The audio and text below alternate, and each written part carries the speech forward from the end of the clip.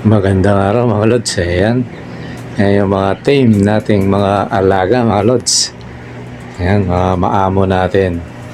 Actually, itong green na to na spangle.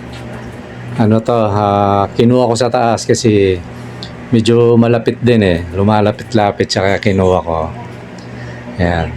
Although yung blue ano na yan, medyo sanay na ito. First time pero palibasa nakita niya may kasama. Kaya yun, parang mabilis din siyang bumait mga lods. Let it, bang. Magandang gabi mga lods kasi gabi ngayon. Pero anumang oras abutin sa inyo to mga lods. Ayan. Actually, binawasan natin yung ibon sa baba. Tapos, nilagay natin yung mga mabait. Ayan. Totally, dalawa lang naman yung mabait. Yung blue na dati at saka itong bagong green na spangle. Naispatan ko eh. Talagang may potential siya kaya kinuha ko mga lods. Ayan. Kaya pati yung uso mga lods tumutulis. Ngayon talaga yata pag nagalaga kang ibo kasi sipol. Nagiging para ka na rin ibon, tumutulis yung uso mga lods. Ngayon mga lods, pinapakita ko lang yung mga alaga natin na naging tame sila o naging mabait o maamo pero hindi handpid mga lods. Yan yung hinawakan ni Sancho, yung Amerikano na taga Belgium na yan, tuwan-tuwa siya dyan eh. Yan ngayon, dalawa na sila. Totally yan yung teknikan dyan mga lods, kung may pwesto kayo, yan kagaya sa akin, lang yun eh, sa may entrada ng bukana lang namin yan. Yung mga nakapunta na rito, nakita na yung harap na yan. Maliit lang yan. Kumbaga hindi makakalayo yung ibon. Kailangan secured. Tapos maglagay ka ng kulungan. Yan. So, pag bagong awat, dyan mo na ilagay. Di ba bagong baba? Minsan nga ako, ginagawa ko force eh. Pinoforce ko na silang awatin para umamo. Isang technique yun mga lods. Nakita nyo. Kung hindi kung hindi mo alam, makala mo sila yung handpid. Pero hindi sila handpids mga lods. Lang yan. Yung gaya na sabi ko na 12 days pa lang hinahawakan na hanggang sa lumaki. Yan, madilat na yung mata. Hanggang sa makilala ka niya na parang parents mga lods. Kailangan ng technique dyan lagi mong gawin. Kahit ba kung may pasok ka tuwing umaga lang, kaya tuwing hapon, yan. Siguruhin mo lang na secured siya na hindi siya makakalipad ng mataas. Kasi ako totally nilagyan ko pa screen sa ibabaw yan eh. Para pag kinuha ko, madali. Ayan mga lods. Yan, gagawin ko, ititrain ko na yan. Gagawin natin yan. Pag nasa baba tayo, pinakalibangan natin yan sa baba. Yan mga lods, na sila, mabait na mga idol. So pag yan nagkaedad na, ganun na yan mga lods. Totally ang mga susunod na araw yan, pag sanay na silang hawakan, sabihin, kinukuha ko yan sa kulungan eh. Talagang dahan-dahan akong tinatakma. Although yung blue na yan, alam niya na pag pinasok mo yung kamay mo, kukunin mo siya.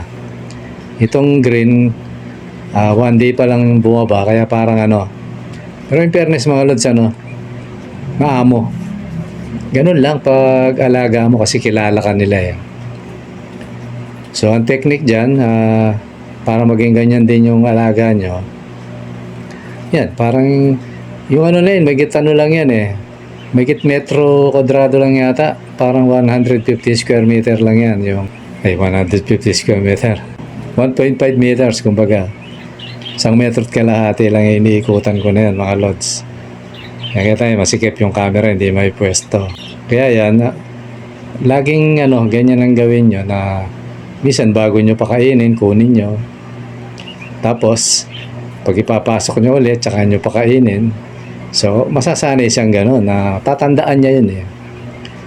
Yan yung mga step na, mga basic step, kumbaga. Pag sanay na sa gano'n, Sunod naman, gutumin mo naman mga lods. Although medyo itanghali mo siya. Dapat tanggalin mo sa gabi yung patukaan, inumin na, alisin mo. So tapos medyo alas 9. Kung nagpapakain ka alas 7, gawin mo alas 9 ngayon, di gutom.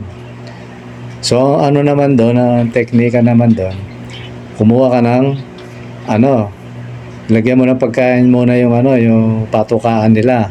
Tapos ibukas mo yung pinto, lagyan mo kawitan kasi may spring yan mga lods eh. So ngayon tatawagin mo, pakikita mo yung lalagyan. Ayan, sasanay naman yun. So ibig sabihin, pag binuksan mo yan, automatic lalabas yan mga lods. Tas alam nila kasi pakakainin mo.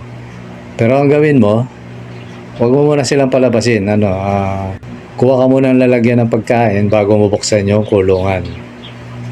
Sa sa lagayan, di ba, no? Lagayan ng seeds.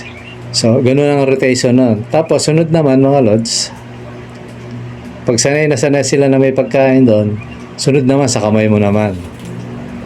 Nandun yung pagkain. Kaya pagbukas mo, although nakadakot na sa kamay mo yun, hindi na masyadong mahirap. So, buksan mo na isang kamay mo yung isa. Ayun, lilipad na yun. Alam niya kasi, may pagkain sa kamay mo. Papakita mong ganon. So, ganun uli yun. Ilang araw o basta, depende sa inyo hanggang sa masanay siya.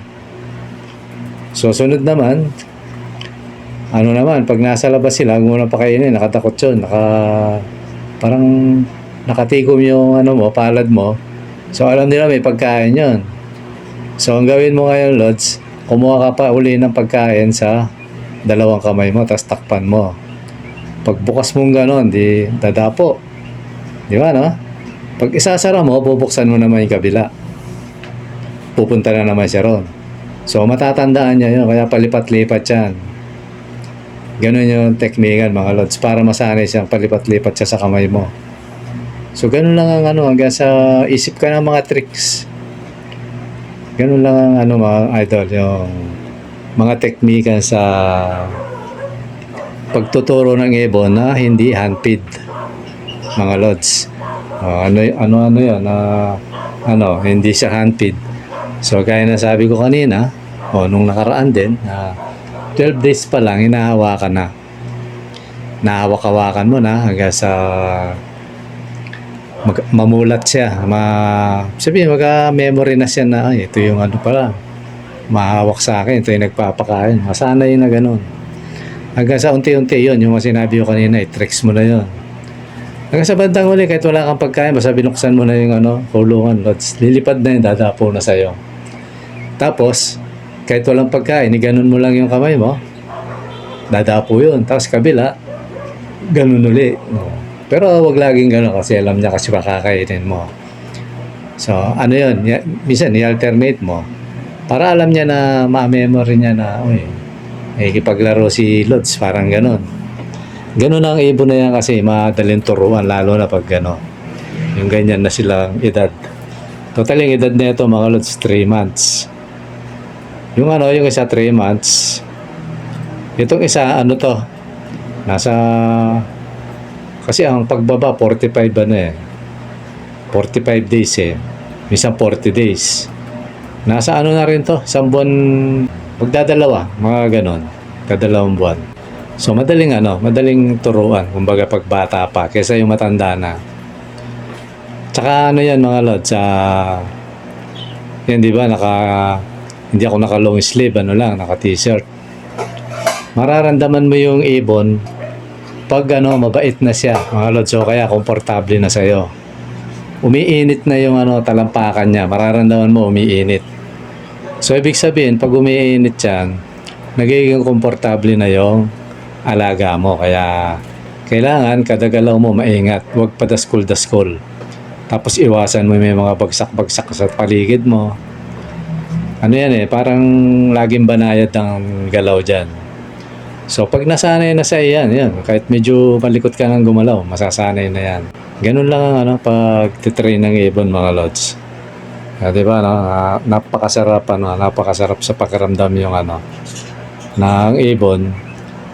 Napapaamo natin, diba, no? Totally pala yan, lods, yung blue na yan. Ang tatay niya si Quing Quing, yung kung mapapanood nyo yung video kung luma, hukayin nyo. Ganun na ganun yung tatay nun. Although ito, siyempre bata pa, wala pang alam na tricks to na ano. Ganyan yung ginawa ko sa kay King Queen nung araw. Although yun, nabili ko yun, Lods, ano na eh. Parang hindi lumaki sa akin, kumbaga. Nabili ko sa pet market, sa Bulacan pa yun, Lods. Pero naturuan pa rin, di ba, no? Ano lang yan, train. Natitrain siya araw-araw, gawin mo araw-araw, tapos pag gumawa ka ng tricks, at least halimbawa, 2 beses mo kagaya sa akin kasi mga Lods, hindi na ako masyadong busy eh. 2 beses isang araw, yun. Kung hindi ka rin lang busy. Ang balak mo 2 weeks kung gagawin to o 1 linggo, ganun. Puro ganun yun, araw-araw ang i-train mo. Kung ano man yung tricks na Totally maraming tricks na pwedeng ituro dyan. Kaya lang ako, kontento na ako sa ganyan. Na pag kinuha ko yung ibon, hindi siya malikot, dumadapo, okay na ako dyan. Kasi iba, tinuturoan mag-basketball ang mga yan eh. Yung mga hindi nakakaalam, marunong mag-basketball yan. Yung mga yan. Kaya lang, ayokong matuto mag-basketball eh. Kasi, may napanood ako dyan sa Bulacan dati. Ang galing, talagang 2 sila. Pa yun? Whole court pa yung nila. Naglalaro talaga, sinusot yung bola, yung maliit lang. Ito mga Lods, ayokong maturuan mag-basketball eh. Kasi, baka pag natutong mag-basketball to, mapanood ng NBA mga Lods, yung team. Baka kunin, mawalan tayo ng ibon mga Lods. Baka kontra tayo ng NBA, kaya hanggang ganun lang. Play lang, tapos hawak. Yan. Para lang yung parang hobby lang kasi ito mga Lods eh. Totally marami nang kumuha rito, sinasabi ko mabait. Kaya lang, depende pa rin doon sa makakabili kung matyaga siya, di ba, no? Totally ako, hindi nga ako matyaga mga Lods kasi kung matyaga ako talaga ako, mag-a-handpid ako eh. Para talagang train na train yung ibon, di ba, no? Kung baka kilala ka niya, kaya lang biglang may tawag. Bigla akong pupunta sa ganitong mahirap makapapabayaan ko lang yung ibon. Kaya okay na, kontento na tayo sa ganyan. Totally, itong 2 ibon na to, na yan, i-stay ko na dyan. Tapos, kung mapapansin nyo, totally, hindi yata nakakita, naglagay pa ako ng 4 dyan. Totally, yung 4 na yon, minsan talaga hindi ko parang bihira ko lang kaya yung 2 yata, o 1 lang, may kumakagat na 1. Pero pa sila, baby pa, madali pang turuan yon.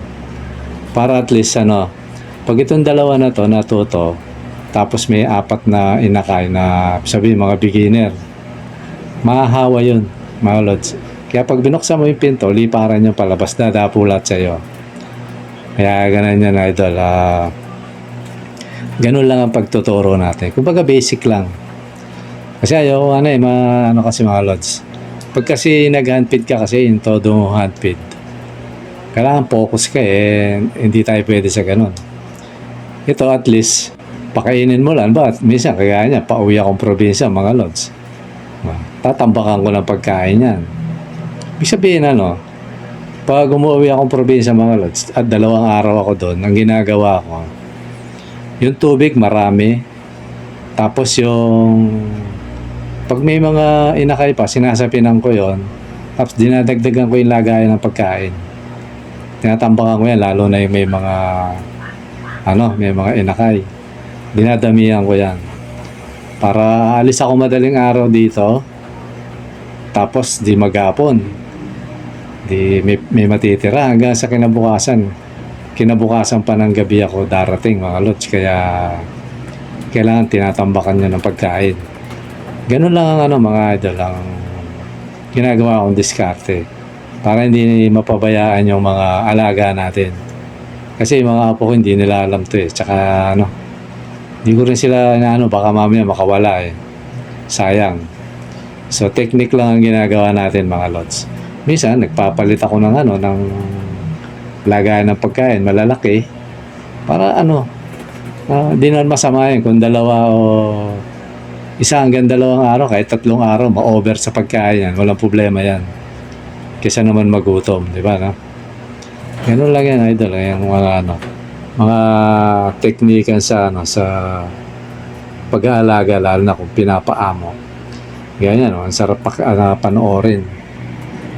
Yan, tutukan yung camera. Hindi na kasi maamo na siya. Ayan, yung isa, tinama. Ayan, mga lods, siguro hanggang dito muna, mga lods. Sana yung raffle natin, taya na kayo. At pasensya na doon sa, yung tumatawag, sa congregation ako, biglang tumawag, pasensya na, lods, bawal ang cellphone doon, totally, pagagalitan. Buti napindot ko kaagad. Yan, pasensya na, idol. Although, sabi ko nga sa inyo, pag Huwebes, Sabado, mga ganyang oras, hindi na ako pwede, mga lods. Okay, mga lods, siguro hanggang dito muna, at maraming salamat sa panonood. Bye-bye. Kung bago ka pala mga sa ating channel, mga lods, maaaring makahingi ng isang subscribe at pakipindot na rin yung notification bell at like and share, mga lods. Maraming salamat. Bye-bye.